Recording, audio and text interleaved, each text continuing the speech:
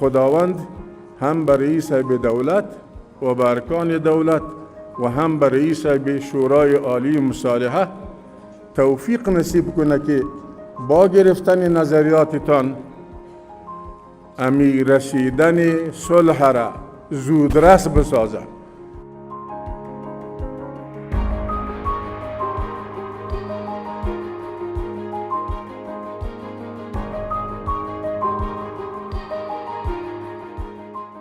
چې دا سوله راسي وعدې مې ډېرې کړې د افغانستان د خلکو سره.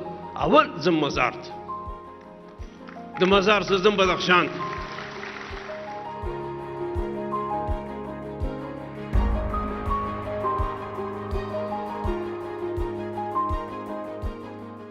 فیصله قطعنامه لوی جرگه تاریخی، لوی جرگه مشورتی آخرین بهانه ها را از سر راه شروع مذاکرات بین الافغانی رفع کرد و ما شما انشاءالله در آستانه شروع مذاکره قرار داریم.